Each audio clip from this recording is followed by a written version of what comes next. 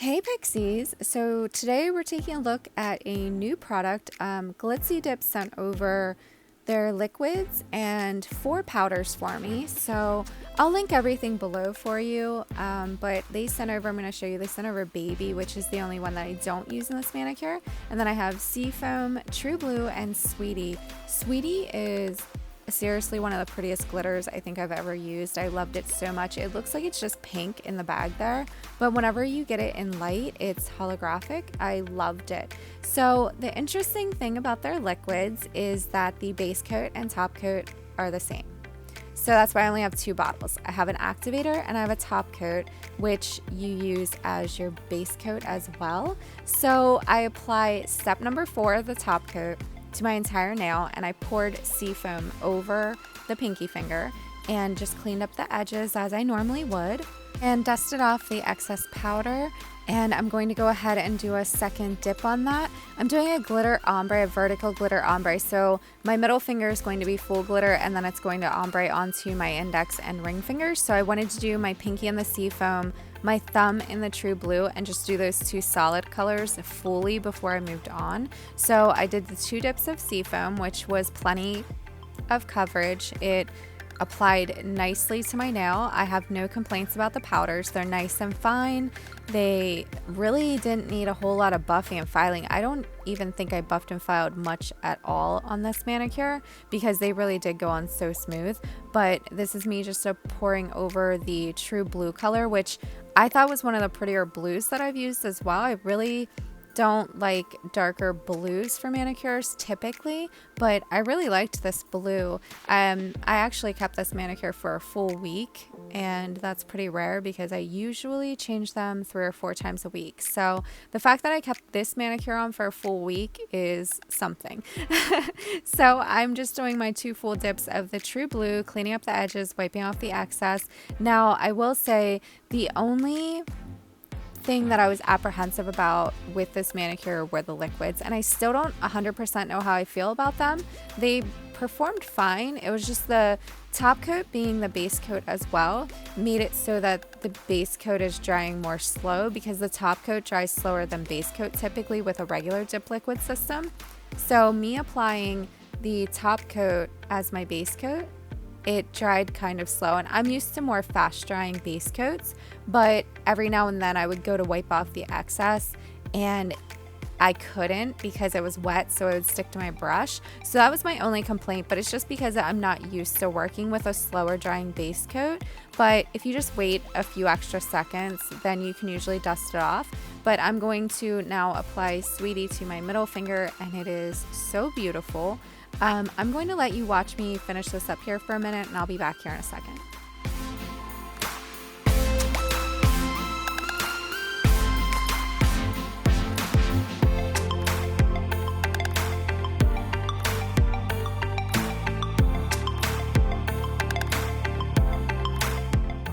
Okay, so to do the vertical ombre, I'm applying the top coat, base coat formula to my entire finger, and then I'm going to take an eyeshadow brush. This one's from Wet n Wild. I got it off of Amazon. It's like $1, I think, on Amazon.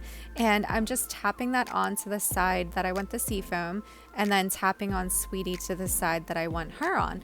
And I think that this applied really nicely. When you see me waiting in between dusting off and applying the product like I am here, it's because it's not dry for me to dust it off yet. So I didn't want to apply more product to soak it up because I don't want it to be bulky, but I just wait a few extra seconds and then I go ahead and apply that again. And this time I'm going to start with Sweetie and apply her, and then I'm going to go over and apply the Seafoam. So I really like the way this all applied to my fingers, but like I said, my only issue was how slow the base dries because it's your top coat too. And it dried pretty slow, and then I had some downtime where I was just waiting where I could just even dust off the nail. But it does give a really good finished result. The finished result was nice and smooth. The top coat was super shiny, and since I did have this on for a full week, you can see a week later my nails are still super shiny. So I really had no issues with the powders. The liquids, yes, like I said, they just dried slower than what I'm used to, but they performed the way that they should. So if you like a slower drying base coat, this would definitely be good for you. And I will be using these again because I want to use them a couple of times to see how I really feel about the liquids especially. I had no issues with the powders. Powders are beautiful, but I want to use it for a few more manicures so I can see really how I feel about the liquids. But I'm going to let you watch me finish this up and I will be back.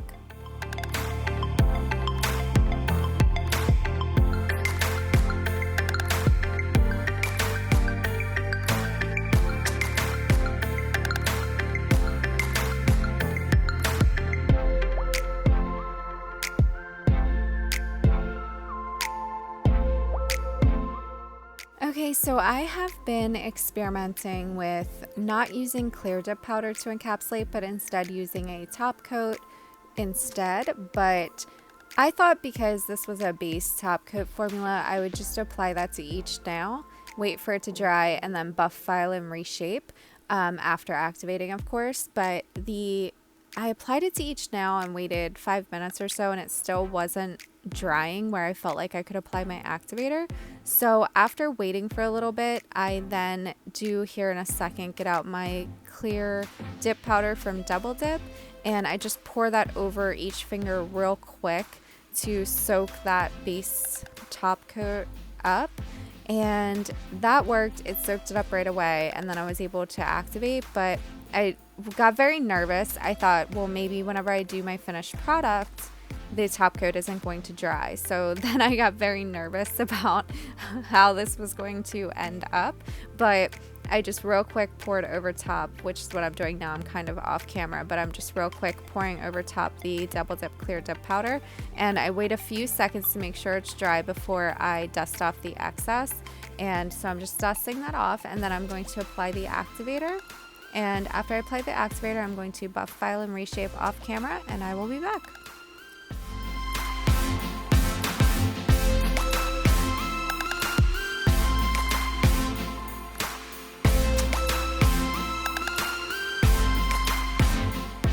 Now that we have buffed, filed, and reshaped our nails, I'm going to apply my activator for the second time. So I'm just applying that to each nail, a nice healthy dose to each nail.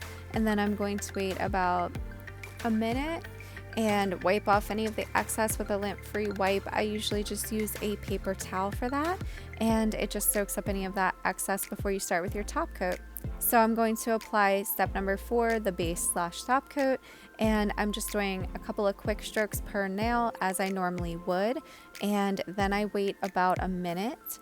And I just gave it a little bit extra dry time because I knew that I had some issues with it being the base coat and drying pretty slow. So I just give it a little bit extra time than I normally would. So I wait about a minute, and now I'm going to apply that second layer and cap my free ends. And while I do that, I will let you watch me finish up, and I'll be back in 1 second.